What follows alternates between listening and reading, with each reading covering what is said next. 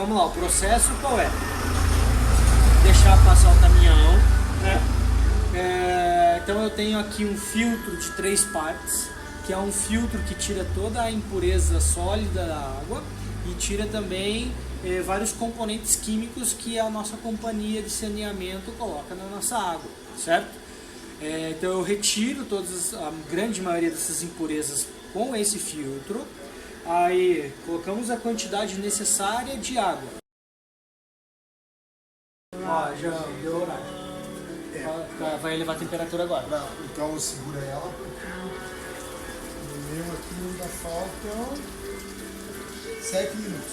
Eu peguei, ela começou a contar do que a gente arriou. Eu comecei a contar depois que a gente parou de mexer para dar dispersada. Pode deixar mais 7 minutos. Consegue segurar ela? Vou dar um off aqui.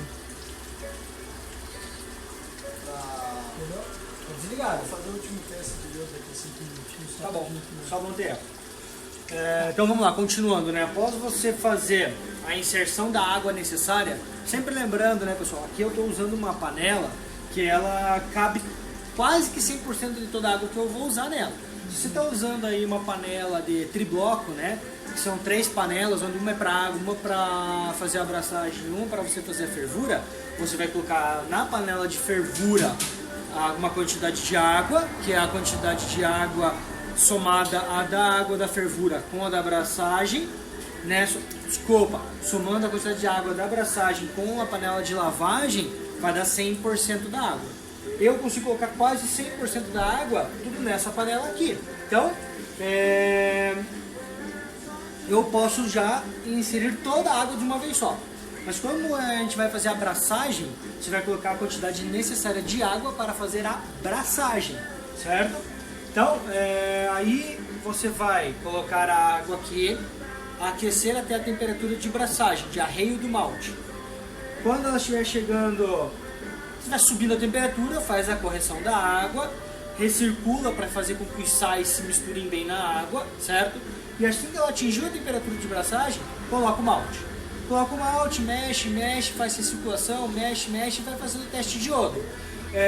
O que manda no tempo de abraçagem não é o tempo que nós colocamos no programador, é sim o tempo que leva para que todo o amido se torne açúcar. Então, se a média a gente coloca que é 60 minutos, mas às vezes tem malte que a gente leva 70 minutos, tem malte que às vezes leva menos de 60 minutos para arriar. Então, se você fizer o teste de iodo e no teste de iodo der a conversão feita em 40 minutos, você já pode passar para o momento da fervura, certo? Que é o próximo passo. Então, finalizando aqui o arreio do malte, o que vai acontecer?